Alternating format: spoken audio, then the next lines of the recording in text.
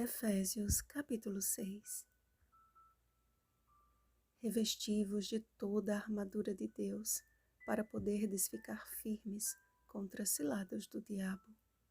Versículo 11. De todos os enganos de Satanás, creio que o mais eficaz tem sido a ideia de que ele não existe, que é apenas uma lenda cômica de um diabinho com um par de chifres e um tridente na mão. Ignorar a sua existência é ignorar a origem do pecado e, consequentemente, o próprio pecado. Ora, se não há pecado, não há mal. Se não há mal, tudo se torna relativo. E não havendo pecado e nem o mal, qual a necessidade de um Salvador? Compreendem o perigo deste engano? É como estar numa guerra diante do ataque do exército inimigo e simplesmente ignorá-lo. Nenhum ser humano está alheio ao grande conflito cósmico. Ignorar ou negligenciar os ensinos da Bíblia não nos torna neutros na guerra que definirá o nosso destino eterno. Após destacar o casamento como um símbolo da união entre Cristo e sua Igreja, Paulo reforçou também a importância de um lar cristão bem ordenado. Filhos e pais cumprindo seu papel para que a família seja uma bênção para o mundo. E como servos de Cristo, somos chamados a fazer de coração a vontade de Deus, ainda que ninguém esteja vendo, servindo de boa vontade como ao Senhor e não como a homens. O nosso lar, além de ser um centro de convivência, deve ser também um centro de influência e da verdadeira educação. A Bíblia nos ensina a seguinte escala de prioridades. Primeiro, Deus. Segundo, família. Terceiro, trabalho e as demais coisas. A prioridade número 1 podemos encontrar em Deuteronômio, capítulo 6, versículo 5, e em Mateus, capítulo 6, versículo 33. A segunda está implícita na firme decisão de Josué ao declarar: eu e a minha casa serviremos ao Senhor. Josué capítulo 24, versículo 15. Como também nas palavras do próprio Paulo quando afirmou: ora, se alguém não tem cuidado dos seus, especialmente dos da própria casa, tem negado a fé e é pior do que o descrente. 1 Timóteo capítulo 5, versículo 8. A terceira prioridade, creio que nem podemos denominá-la assim. Creio que o trabalho e as demais coisas devam ser meios pelos quais Deus seja louvado e a família beneficiada. Quando seguimos essa sequência, cientes do conflito no qual estamos todos inseridos, somos fortalecidos no Senhor e na força do seu poder, tomando toda a sua armadura para podermos resistir no dia mau e depois de termos vencido tudo, permanecermos inabaláveis.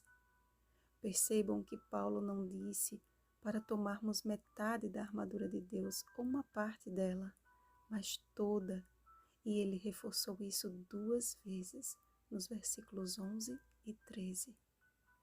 Cada parte desta indestrutível armadura é indispensável à vida cristã. Analisemos resumidamente cada uma delas. Primeiro, cinto da verdade. É o que mantém segura a veste do soldado em seu devido lugar. Retire a verdade e você terá uma fé vacilante. Segundo, couraça da justiça. É a proteção de praticamente todo o corpo. É a justiça de Cristo imputada a nós. Utilize a sua justiça própria e você ficará tão frágil quanto um soldado desarmado. Terceiro, calçado da preparação do Evangelho da Paz. Os soldados devem possuir um calçado adequado e resistente às diversas situações de risco. Nossos pés representam o serviço missionário e o fato de estar calçado a prontidão em aceitar este chamado. O cristão que recusa esta parte da armadura descobrirá tarde demais que não se chega ao céu sozinho. Quarto, escudo da fé. O escudo protege o soldado contra os ataques inimigos. Da mesma sorte, a fé é o escudo que blinda o cristão, não do sofrimento e das tribulações, mas de ser vencido por eles. Sem fé, é impossível agradar a Deus. Hebreus capítulo 11, versículo 6. Quinto, capacete da salvação. Assim como o capacete protege o soldado na guerra, a salvação em Cristo Jesus blinda a nossa mente contra as estratégias do maligno.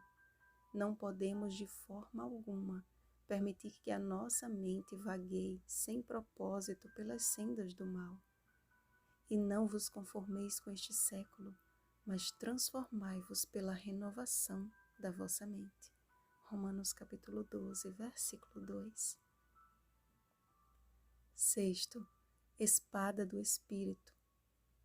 A espada é a única arma ofensiva desta armadura, como também escreveu Paulo, porque a palavra de Deus é viva e eficaz e mais cortante do que qualquer espada de dois gumes. Hebreus capítulo 4, versículo 12. Ela faz separação entre santo e profano, limpo e imundo, justo e ímpio. Um crente sem o conhecimento das Escrituras é um crente indefeso e presa fácil do inimigo. Paulo acrescentou algo a mais que deve ser constante em nossa luta contra o mal: a oração. E o verso 18 reforçou a ordem de Cristo quando declarou: vigiai e orai. Mateus capítulo 26, versículo 41. Deus está a cada dia nos oferecendo a sua armadura como um privilégio gratuito. Qual tem sido a sua decisão? Não saia para a guerra hoje sem essa santa e eficaz proteção. Ao contrário do que dizem, há sim um inimigo feroz e astuto querendo nos destruir. Portanto, sede sóbrios e vigilantes. O diabo, vosso adversário, anda em derredor, como o leão que ruge procurando alguém para devorar. 1 Pedro capítulo 5, versículo 8. Que no retorno de nosso Senhor Jesus Cristo, façamos parte de seu exército triunfante, os seguidores do Cordeiro, por onde quer que vá, os que foram redimidos dentre os homens, primícias para Deus e para o Cordeiro. Apocalipse capítulo 14, versículo 4. A graça seja com todos que amam sinceramente a nosso Senhor Jesus Cristo. Vigiemos e oremos. Bom dia, exército do Deus vivo. Rosana Garcia Barros.